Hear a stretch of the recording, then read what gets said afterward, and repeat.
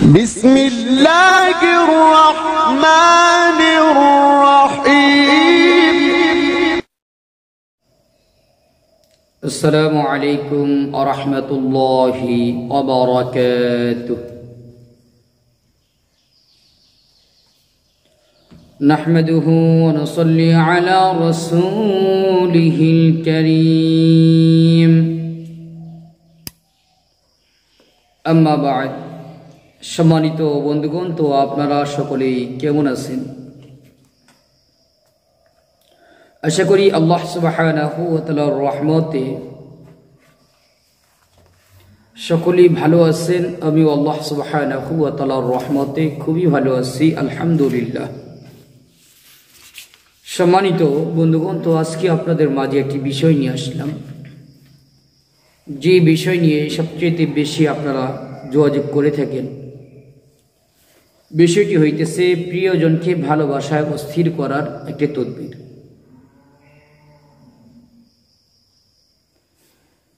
এই আমলটি, এই তদবিরটি অবশ্যই জায়েজ পন্থায় করার জন্য, কেউ নাজায়েজ পন্থায় করার চেষ্টা করিবেন না।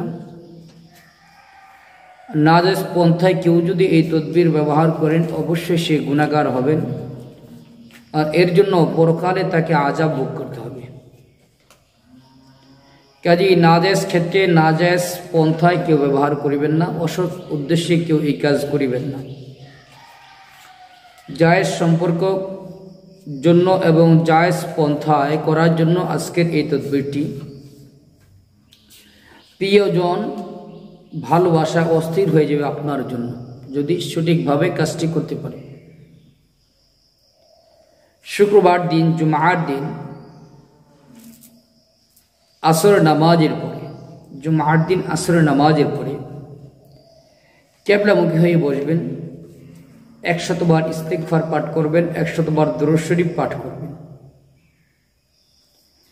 এরপর আমি স্ক্রিনে একটি নকশা দিয়ে দিয়েছি।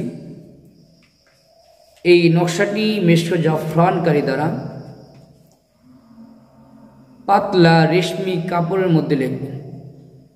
সাদা রেশমি কাপড়ের মধ্যে, পাতলা কাপড়ের মধ্যে এই নকশাটা লিখবেন। 11 বার লিখবেন, অর্থাৎ 11টি নকশা বানাবেন। এই নকশাটা 11 বার লিখে বানাবেন। এই নকশার 3য় লাইনে দেখেন আল হুব্বি ফালান। এই স্থানে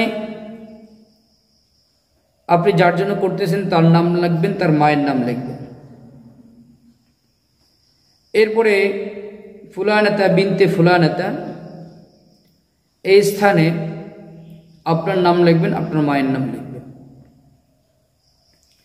এরপর রাতে এশার নামাজের পরে নির্জন স্থানে বসে যে কোনো সুগন্ধি তৈল দ্বারা এই নকশাগুলোকে সলিতা বানাইয়া প্রদীপ জ্বালাইবেন, প্রতিদিন একটা করে। এবং সলিতা জ্বালানোর পূর্বে অবশ্যই ওযুর সহিত করতে হবে, কিবলামুখী হয়ে বসে 100 বার ইস্তিগফার পাঠ করবেন, 100 বার দুরূদ শরীফ পাঠ করবেন, 100 বার পাঠ করবেন সুবহানাল্লাহি ওয়াল হামদুলিল্লাহ ওয়া লা ইলাহা ইল্লাল্লাহু আল্লাহু আকবার। আবার বলি সুবহানাল্লাহি ওয়াল হামদুলিল্লাহি ওয়া লা ইলাহা ইল্লাল্লাহু আল্লাহু আকবার। 100 বার পড়ার পরে এরপর আপনি শরীরটা আগুনে জ্বালিয়ে দিবেন, প্রতিদিন একটি করে। 11 দিন 11টা শরীরটা জ্বালাবেন ইনশাআল্লাহ।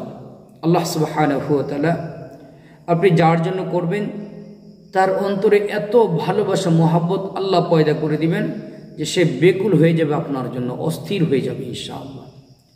আল্লাহ সুবহানাহু ওয়া তাআলা আমাদেরকে দুনিয়ার যে কোনো সমস্যার সম্মুখীন হলে কোরআনে আমল করার তৌফিক দান করুন, আমিন। আসসালামু আলাইকুম ওয়া রাহমাতুল্লাহি ওয়া বারাকাতুহু।